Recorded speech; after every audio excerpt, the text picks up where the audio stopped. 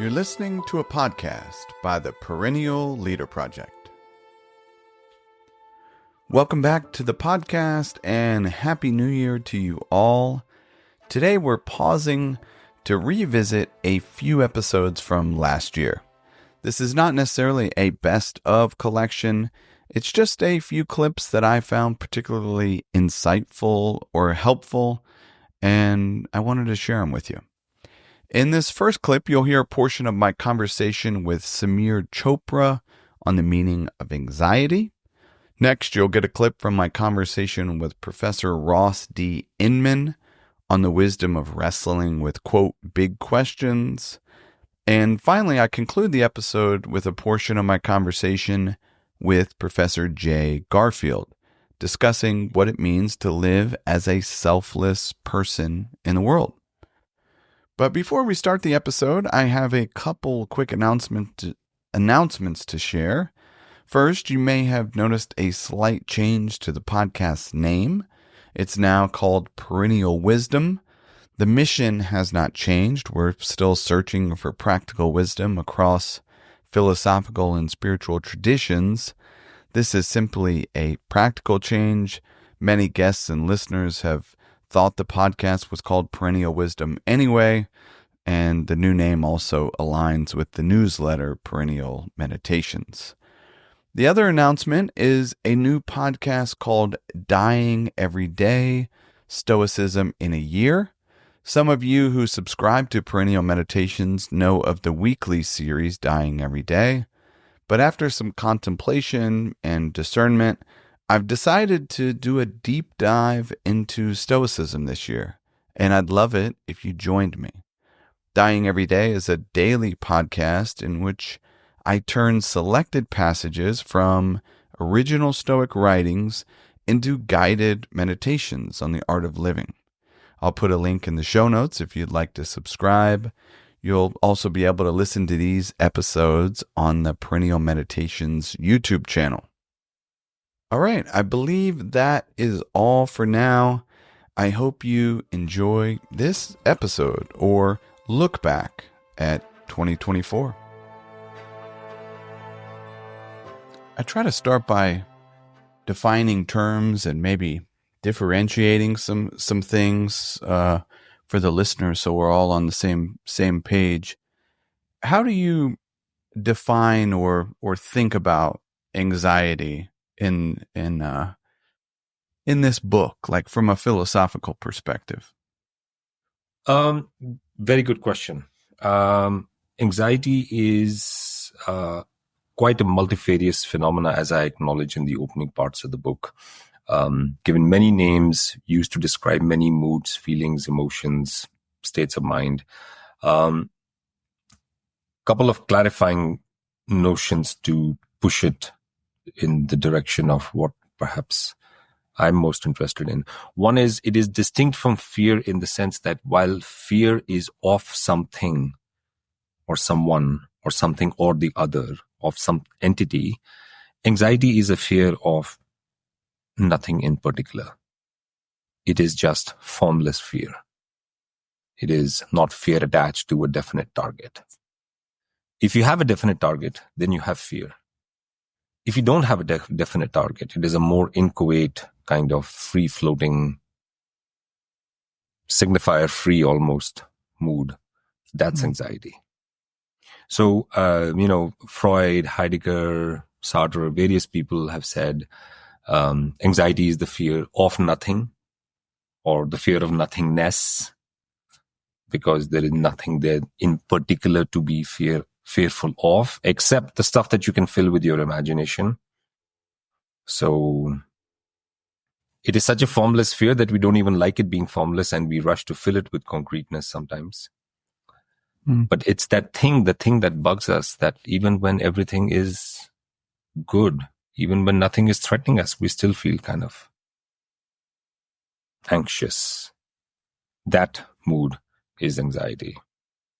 And I would say, in the way that I approach it in the book, in introducing people to my own personal anxiety and the various philosophical traditions and the way they've talked about it, I would say it's a kind of existential anxiety, It's a kind of discomfort with certain particulars of existence. And I will talk about those really quickly. I would say in some ways that taking different forms in the ways that other philosophical traditions might have spoken about it. So, for example, there's materialist anxiety, anxiety caused by this world's arrangements and orderings, right? The fact that I am perpetually insecure about where I will make my next dollar because I know that in such a society, if I become homeless, I am in real trouble. It's not as if the society that I'm living in will pick me up and take care of me. There are no social structures that will hold me up if I was to fall down in such a way. That's quite a cosmic terror to experience, right? Another one might be something like religious anxiety, right? Or there might be psychoanalytic anxiety, which is explained by psychoanalysis in a different way. Or there is the kind of existential anxiety that Buddhism is concerned with, which is more allied to our existential anxiety in the Western tradition, which is the fact that you're uncomfortable with the fact that you exist in a particular way, that your existence has certain features which are its definitive aspects. So that's the kind of anxiety that I think I ultimately center on. And this is what I would call the existential trifecta. The fact that my existence is finite, it begins and ends at some point. Secondly, that my existence has a temporal dimension. It has a past, a present, and a future. And that I connect with this time, this temporal aspect of myself as an important sense of my being, as having identity. In the sense that I grant myself enduring identity because I remember a past with myself and I project a future for myself. It's because of this that I have a sense of persisting through time. And lastly, I'm conscious of this. So I'm conscious of the fact that my time, this enduring, this dimension through which I move, is finite. These three things taken together, this is what I call my existential particulars.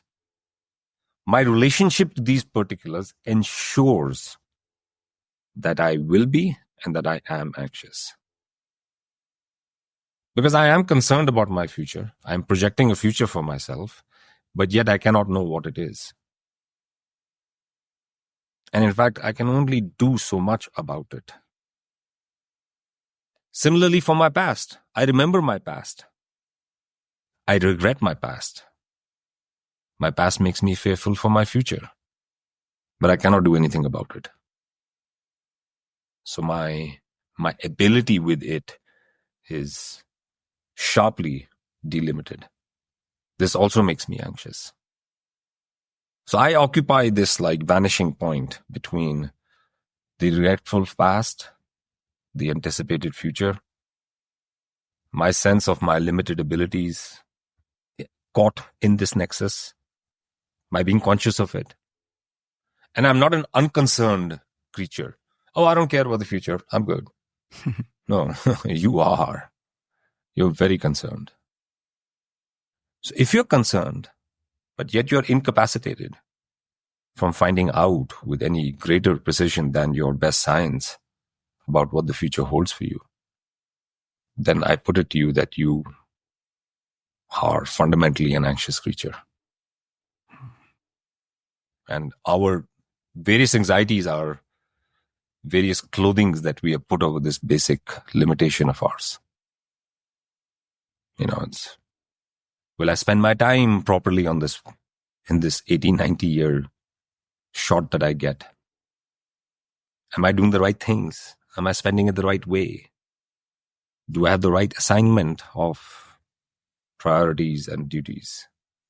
Have I parceled up my time properly? I mean, this is the big obsession. We're all like, oh my God, what do I do with this time? And sometimes I'm like, what do I do? I'm just actually not going to do anything at all. Sometimes we just break down and we're like, you know what? Not going to fucking bother. But I think that's what it is. I think that's the anxiety I'm getting at. I love it. I appreciate you unpacking that. I'm not sure if this is a fair question, but I'm curious to ask if there's anything that comes to mind in differentiating, say, a philosophical perspective of anxiety versus what someone might get picking up a traditional, like, psychological perspective or self-help perspective. Like, anything come to mind around, like, the different approaches around this topic? I would say that, those approaches that you're describing as psychological or self-help, they rely on a philosophical framework or a viewpoint for thinking about the mind and persons. Psychology, those psychological frameworks are an attempt to give some kind of empirical heft to conceptual philosophical models of the mind, for instance. And the self-help models, books that you'd be talking about, are overtly philosophical in some sense. They make claims about the kinds of beings we are, the kinds of entities we are, how our minds work, how we should take care of ourselves, what our dues and our rights are. Philosophy is self-help. What we call self-help now is popularized philosophical reflections about the mind. I always say bumper stickers are good bumper stickers because they reflect some philosophical wisdom. I used to teach a class called Philosophical Issues in Literature, and I used to always have this open, not challenge, but just an invitation to my class. I used to say, bring to the class an excerpt from the reading that you have marked up with a pencil or a pen in the margin, and you've said something like, this is funny, this is whack, this is weird, this is weird, or this is interesting. I said, mark it up and bring it to class. I will read it with you in class. And I promise you that we will find buried in this novel the thing that you found funny or amusing or distinctive or thought-provoking or tear-jerking. I guarantee you there is a philosophical truth buried in there somewhere. And this book has tickled you by providing you access to this philosophical reflection that it has enabled on your life. I guarantee you. Bring it to class. And people used to bring novels to class. And they used to point me, the author says this made me laugh. I said, yeah, well, let's look at it. What does it make you laugh? How has it made you see the world in a new light? And your place within it accordingly, right? And so I would say that's very true of the self-help book. It says, have you ever thought about looking at the world this way? Or what's that? That's a philosophical or even a poetical maneuver, I would say. That's what the poet does, right? He makes you look at the world in a particular light. So I think to kind of turn your question back in its original framing, I would say the psychology book, insofar as it connects with you, is bringing you into aspects of yourself that philosophical reflection does make us aware of, the kinds of creatures we are, the kinds of beings we are, how we think, how we have come to believe the things that we take to be true, and whether those might be making us fearful, for instance, right? I think this is why people go to therapy, for instance. After all, they are attempting to unpack themselves, and they want a guide. They want someone they can trust to help them do it. Yeah. The etymology of the term psychotherapy, by the way, psyche is Greek for soul and therapia is healer, right? So psychotherapist is a soul healer. And that's what philosophers call themselves, soul healers. They're the original psychotherapists in that sense, right? Because they're attempting to heal your soul through, hopefully reflection, pondering on why we do the things that we do, what we value, how that makes us live the lives that we do. If someone says, I believe in A, B, and C, and I value X, Y over Z, and then you step back and look at your life, you will see in your life the consequences of the choices you have made acting according to those beliefs and values. Hopefully you should, if you're being honest with yourself about what your beliefs and values are, right? Yeah. Which is why sometimes you can find out in these brutally honest self-examinations that either you're not acting according to your beliefs, which means you are professing some beliefs and values for yourself that you don't actually live your life by. And so there's a tension in there that you need to reconcile. Or you are claiming to be surprised by the life you have come to live, even though it is pretty clear that you believe the things that you tell me and you act accordingly. Why then are you surprised by the life you're living? Or by its consequences having obtained in such fashion? You believe such things, you act in such ways. Well, such are the consequences of the choices you have made. I mean, this is also in some ways a kind of moment of coming to grip with oneself and the life that we have lived. Like, yes, there's a kind of, hopefully a realization there that you're living the life that lies at the nexus of the beliefs you profess and the actions you actually take, right? And speaking of guides, there's something that comes to mind around, maybe Kierkegaard saying anxiety as the best teacher or something like that. What comes to mind around like anxiety as a teacher, like this guide within me? Thanks for asking that question. I think it's an important claim to make on behalf of anxiety, that it can be a teacher, that it can be a source of self-knowledge. Because I think in the most straightforward sense, to attempt to localize anxiety, to find out if you can give this formless anxiety a form and a face, to make it concrete, to make it about something, is an educational exercise in that it teaches you what you are anxious or fearful of.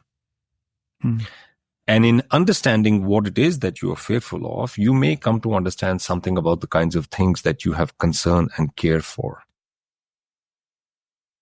The things that I value, the things that I prize, the things that I am scared of losing also happen to be the things that I am concerned to spend my life devoting attention and my energies towards. I'm curious in the way of, the title of the book, Christian Philosophy. Yeah. We don't, especially like as lay people, myself, don't always think of those two things put together. Like, why is that, you think? Yeah, that's a really important question, a really multifaceted question. Maybe one pass at it would be something like, many people think about Christianity not as a kind of systematic philosophy of life or systematic set of truths about reality and the good life. They think of it more in maybe subjective terms, as maybe something that can help my life go well, and that's really all. They don't think of it necessarily in terms of a system that has certain entailments regarding reality and how reality is structured and what's fundamental and what sorts of goods are ultimately worth pursuing, and say like a philosophy of life that would stand, toe to toe to other ancient philosophies, say like Epicureanism or Stoicism or things like that, or Platonism or Neoplatonism. We don't tend to think about Christianity in those kind of fully orbed terms. We think of it more maybe in the psychological sense, as maybe therapeutic in the thin sense of the word. That is, it just sort of helps. It's something that I can sort of draw on that will help my life go better subjectively. Maybe that's one reason why we don't tend to think about Christianity as like offering knowledge of reality in the good life. We tend to rely upon it as a guide for living only, right? Rather than a guide for living that's based in knowledge of reality and the good life. So that may be one reason that a lot of Christians are very praxis oriented. They're very action oriented, and I you know and the sort of the intellectual substance of Christianity can often get eclipsed in that kind of value structure, where we're focusing solely on just tell me what I need to do, right? Tell me how I need to live. Yeah. That's an important question, but that's Yeah. a downstream question, I think, to these more fundamental questions. Yeah. It's interesting. As you mentioned early, like the asking big questions. This could be my own, bias or insecurities or whatever it may be. But I think initially, sometimes I have thought that asking some of these big questions, especially in certain, places, wherever it may be, like around Christianity, religion, just big questions in general can feel uncomfortable Yep. for some. I didn't necessarily think like early on of people like Augustine and Aquinas that come up in your book of, people that really wrestled Yep. with the big questions. Sometimes it can feel like I should just have faith maybe, or, it's like I don't necessarily, why do I need to know, or why do I need to wrestle with this particular question? I'm glad you pointed that out, because part of my own story, Joshua, when I was 16, back in that sort of identifiable moment for me when this quest started, is I had already become a Christian. I had already said I was going to be an apprentice or follower of Jesus Christ, but then I realized I'd like to understand at a more deep level the commitments of Christianity, right? I'd like to understand the philosophical and theological commitments. And I remember turning to those in my immediate religious community, my church community, and just asking for insight and guidance about how to navigate some of these tough philosophical objections even to Christianity, like the problem of evil, pervasive and horrendous evil.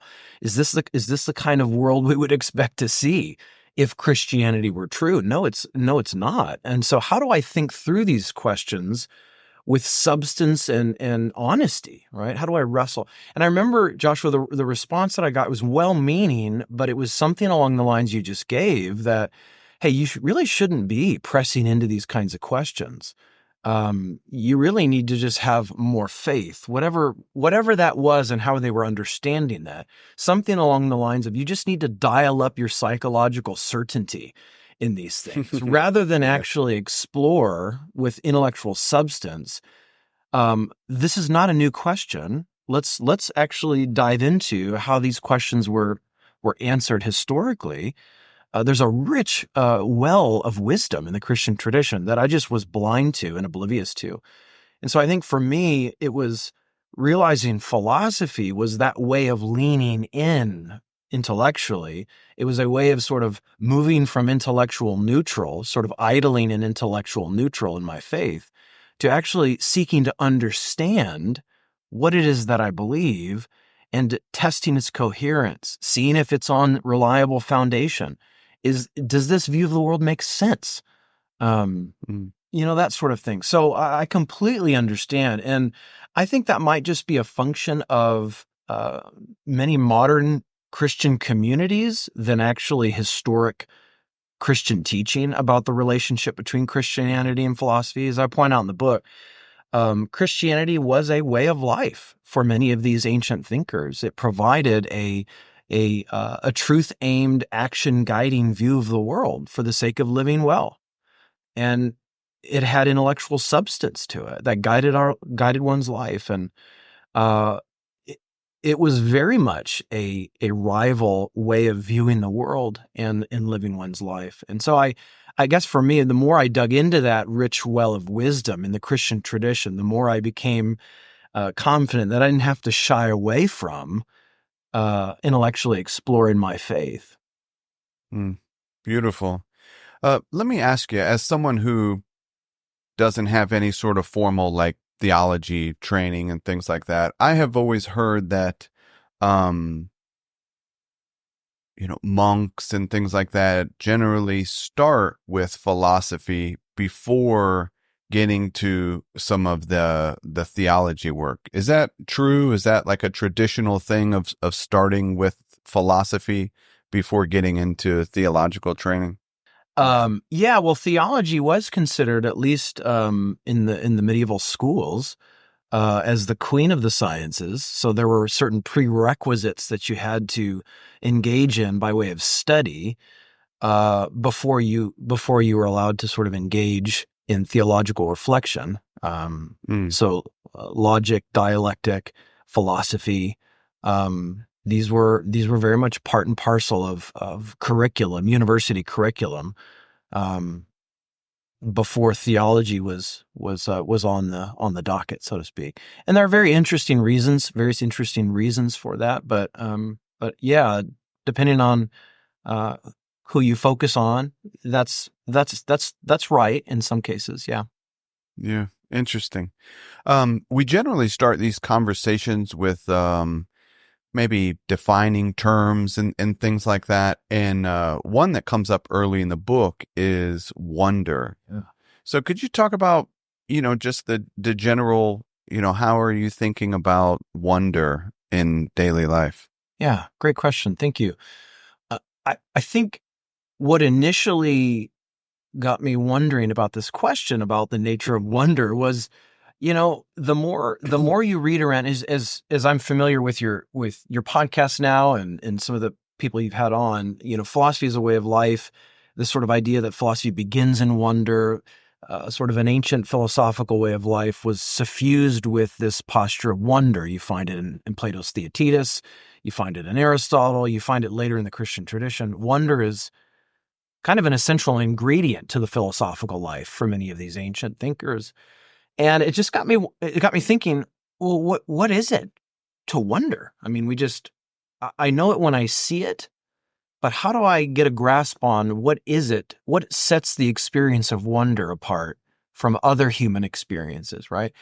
And, I began to read around and I realized, in the last 15 years or so, Joshua, the literature in the psychological sciences about awe and wonder has just exploded. It's been really neat. And I would just encourage Yeah. listeners, if you'd like to dive in further on this, it is incredibly enriching, especially if you're interested philosophically and you think wonder is a big part of the beginning, the middle, and the end of the philosophical life. It's fascinating. So what I do is I borrow an account. It's a fairly well-known account in the psychological literature from Dr. Keltner and Jonathan Haidt.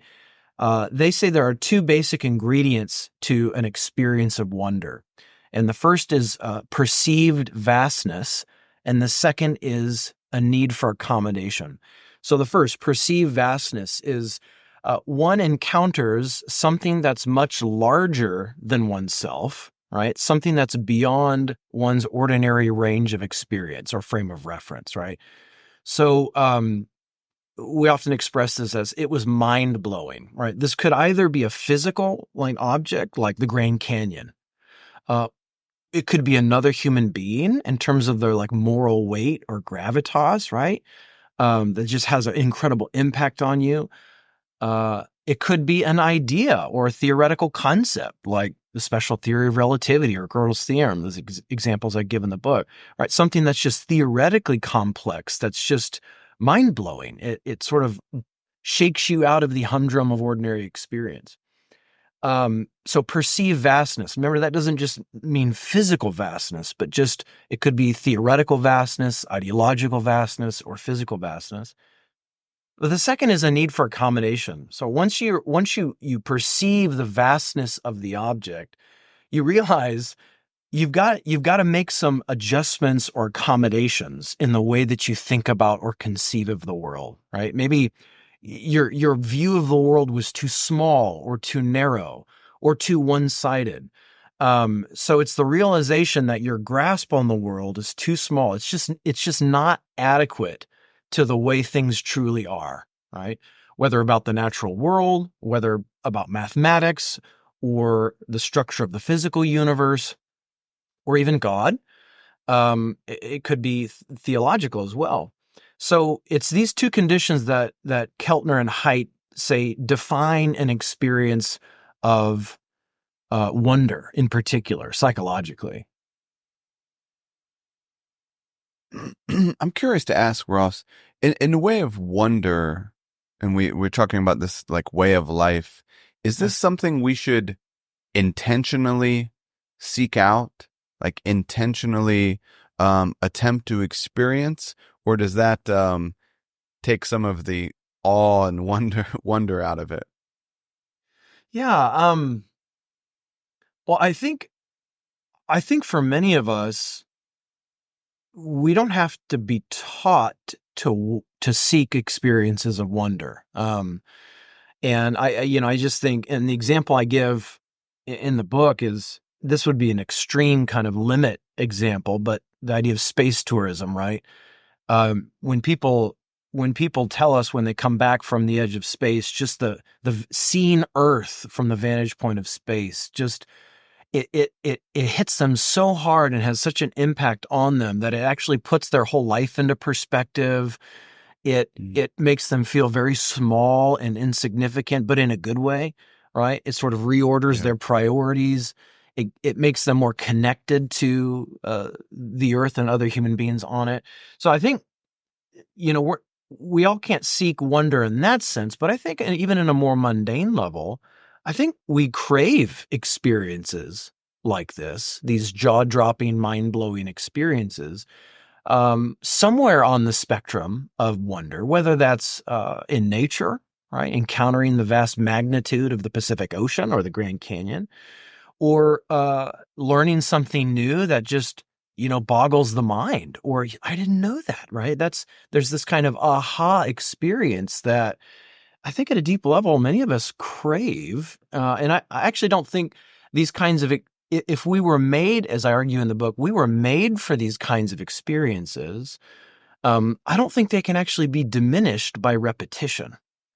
So in the sense of, like, if they're truly awe-inspiring and wonderful, right, that actually is like a deeply soul-satisfying experience. Because we were made, just as like eating, it can be a deeply satisfied experience. My repeated eating, it doesn't just, I'm satisfied whenever I eat, right? Physically, I love eating. But, it doesn't diminish the pleasure of eating for me because I do it 3 times a day. I tend to think, this is just, my own reporting, my own experience here too, is these experiences of wonder tend not to be diminished by repetition in the same way that, the pleasure I get from satisfying a physical hunger doesn't diminish by eating 3 times a day. It's a deeply pleasurable experience because I was made to take in food. And I argue that if you connect up our deep wonder hunger to a larger philosophical, theological story like Christianity, that we were actually made for God, and that He is the object that is truly vast and immense. And if we were made for Him on the Christian story, well, then it's no surprise that we exhibit this kind of wonder hunger at a basic, ordinary, mundane level. Yeah, so that's a good question. I tend to think that it doesn't diminish kind of the force of these experiences by their being had more frequently, just because of the way that we're made. Yeah. Yeah, I agree. It's a fascinating thing. You mentioned the space travel piece, which is may not be something readily available, but something I did 5 years ago or so now. Went to the planetarium in Baltimore, which is just awesome, and it might be up there as like one of the most profound things I've done. I mean, just an absolute amazing thing to be able to like get some insights in that like forum. These planetariums are, really well done, especially that one, of just the vastness. Yep. It's unbelievable. Yep. And that's something that they have quite a few of those, even in, small town type of places like where I am.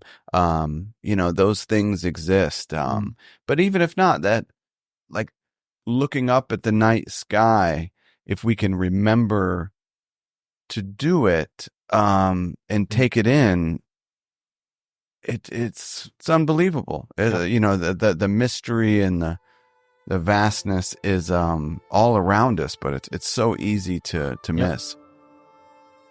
Well, that's a great transition to maybe start with defining terms, and two that will likely come up in the conversation and obviously in your book is this idea of a self and person.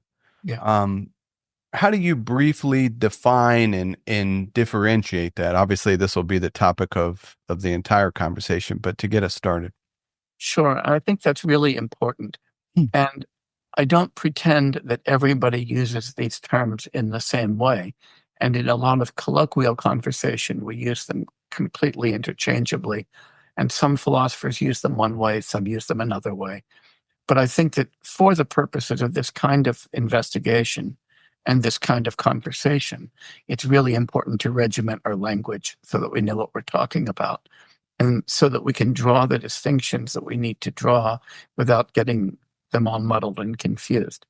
So I use the word self to refer to that thing that's often called in classical Greek psyche, or in Sanskrit Atman.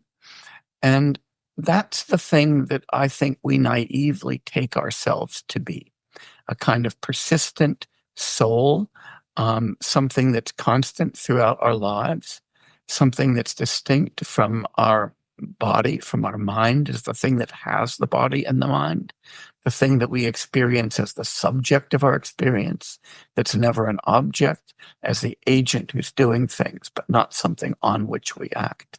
That kind of thing behind the scenes. One of the best metaphors for that, I think, in Western philosophy is one that Wittgenstein uses in his book, the Tractatus Logico-Philosophicus, when he says that we think of the self or the I, that is the letter I, like the eye in the visual field. When we look out at the visual field, the eye isn't in the field, it's the thing that's doing the seeing. And nothing that we see tells us it's being seen by an eye. But we know, we have this feeling there's something behind it that's doing the seeing. Similarly, when we experience our own body, when we experience our thoughts, when we experience objects in the external world, we have this sense that we are experiencing them, but not part of that ensemble that we're experiencing, that we're distinct as subject from our objects. That's what I use the word self for. And I argue that there is no such thing, that that's an illusion and a myth. The other term that I use, though, is person. And this is a term that the English philosopher John Locke introduced for exactly this purpose, and Hume uses it as well. And that refers to what we actually are. The word person comes from the Latin persona, which we still have in, for instance, dramatic personae in a play, and it means a character, a role in a play. It actually comes from the term that meant a mask, the kind of mask that actors wore when they were playing roles on the stage. But the person indicates our kind of constantly changing social roles. And that's what we really are. We're constantly changing, causally interdependent, collectively constituted ensemble actors. So to use an analogy that I use in the book, if you go to a performance of Hamlet, you don't see a Danish prince on the stage. You see an actor on the stage. But you're not going to see a play about an actor. You're going to see a play about a Danish prince. And you want to be able to see through that actor to see that Danish prince. That role is one that might have been played once by Sir Laurence Olivier and more recently by Benedict Cumberbatch, somebody else in your local repertory theater. That role remains the same through all of the changes. And it's the role that we take seriously. That's the persona. And so the book argues that we very often confuse persons with selves. And so we take ourselves as persons to, in fact, be something different, to be selves. That's a way of confusing the role with the actor. Great. I love it. Before we get too far, I'd like to talk about two philosophers that you say influenced the book. Chandrakirti, I may have pronounced that incorrectly. Yeah. A 7th century Indian philosopher, and then a figure you already mentioned, David Hume, 18th century Scottish philosopher.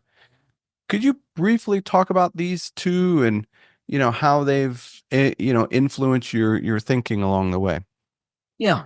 Of course, anybody's influenced by lots of people, and that's part of just who we are as human beings, and certainly who we are as scholars and thinkers. But the two guys who I tend to orbit around a lot in the history of philosophy are Hume and Chandrakirti. There are others too. I mean, there's a big club of people I turn to. But Hume and Chandrakirti are the big guys. Let me start with Chandrakirti. So, as you said, he's a 7th century Indian philosopher in the Buddhist tradition. He lived from about the year 600 to the year 660. And he taught at Nalanda University, which at the time of his life was by far the largest university in the world. It's in present-day Bihar in eastern India. And Chandrakirti worked in this Madhyamaka, or middle way school of Buddhist philosophy. And what I find fascinating about Chandrakirti is he's the philosopher in that tradition who thought more deeply and more carefully about the nature of conventional truth and about what makes conventional truth a truth, even if it's not ultimately true, than anybody else. So he's somebody who really asked, how do our conventions do this? How does language work? How does agreement between us work? How does ordinary practice in the marketplace or in the laboratory or in the seminar room work to constitute our reality? And I find Chandrakirti's insights into this, and in particular, his very deep insight that just because something isn't ultimately true doesn't mean it's not true. Just because something's not ultimately real doesn't mean that it's not real. To be real is for there to be a difference. This is Chandrakirti speaking. For there to be a difference between getting it right and getting it wrong about it. And there is a big difference between getting it right and getting it wrong about conventional entities. To be real or to be true is to be that there's a way to come to know something. And we have lots of ways of coming to know the world that we share. And so that connection of epistemology and thinking about getting it right and getting it wrong and how we do so, and the world that we live in, that Chandrakirti draws, I find extremely profound. So that's why I'm so interested in Chandrakirti. Hume is also the great philosopher of convention. And Hume is drawing, of course, well, not necessarily of course, but for those of us who study Hume, on the Greek Pyrrhonian skeptical tradition. So Hume is writing and thinking at a time when skepticism is being renewed. Sorry about that. When skepticism is being renewed in Europe. And Hume is fascinated by both phases of Greek skepticism. The first phase is the demonstration that there are no foundations for knowledge, that if you think that things ground out and there's something that is simply self-evident on which everything else is based, if you think that there's a fundamental way the world is as opposed to the way it appears, then you're out of your mind. And a lot of people have sort of stopped at that point and thought of skepticism as a purely negative position, that it just denies the possibility of knowledge, or that it denies the reality of the world. But Hume saw the positive phase of skepticism that we see in the work of that great exponent of skepticism in the classical world, Sextus Empiricus. And Sextus emphasized the positive phase of skepticism as well, that once we recognize that there are no foundations, once we recognize that there's no simple way the world is independent of how we take it, there's still epistemic functions, knowledge of acquiring functions that guide our activity. Sextus called it the fourfold prescription. He was a doctor, so he thought in terms of prescriptions. He said, what do? We follow our perceptions. We follow the appearance, the way things appear to us. We follow our natural instincts and appetites. We follow the instructions of the arts, that is, the skills that we acquire as human beings. And we follow the customs of our country. And that's enough in daily life. Now, those customs include customs for doing science and for doing detailed analysis and for arguing and reasoning. And Sextus's insight was all of those things, they're fabulously useful. They give us the lives that we have. They make us human beings. They allow us to know our world, but they're just practices. And what they deliver are what practices deliver, not a practice-independent reality. Now, that view is very similar to Chandrakirti's view, that view of Hume's. And there's probably a common ancestry there. Because if we look at the history of philosophical thought in Greece and in India, and we remember that when Alexander the Great came to India, he brought philosophers with him. And in fact, the philosophers he brought with him were Pyrrho, after whom Pyrrhonian skepticism is named, and his student Timon. And the biographies of Pyrrho and Timon that we have from Diogenes Laertius report that they went to India and they debated with philosophers there, and then they came back saying certain things. And the things they came back saying are almost entirely quotations from Indian Madhyamaka Buddhist scriptures. So we've probably got a kind of confluence there of thinking. And we have to also remember that India and Greece were never really separated. There was an enormous amount of interaction through Persia and through the Silk Road. So all of these ideas that percolated as skepticism was developed in Greece and as the Madhyamaka school was developed in India are redolent in Chandrakirti and in Hume. And so it's not surprising that I like both of these guys, each of whom is really a philosopher of the conventional. Nice. So interesting and pretty fascinating that first philosophy class that you reluctantly signed up for touched on Hume. Such an interesting and beautiful thing. It just shows us that most of what's important in our life happened by accident. Yeah. So this podcast is primarily a philosophy podcast. We obviously touch on Eastern philosophy and Buddhism and things like that, and some of these things, but there may be many listeners that are very new to some of this. How do you think about just being open to this idea that the self is an illusion, or that it's a noble pursuit, if that's a thing, to, work down this path of being a selfless person. I'm curious if skepticism, just this idea of not knowing and humility, some sort of openness, what comes up around that? I think it's super important. As I said earlier, why did I care so much about psychology? It's because at some point I realized that you can't just look inside and figure out how you work. We don't have a kind of manual to our own minds, and we're not transparent to ourselves.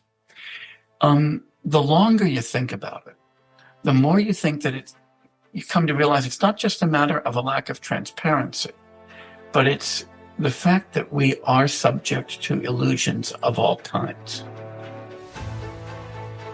Thank you for listening to the Perennial Wisdom podcast. I hope you found something useful for daily life. If so, I encourage you to put what you heard into practice. Until next time, be wise and be well.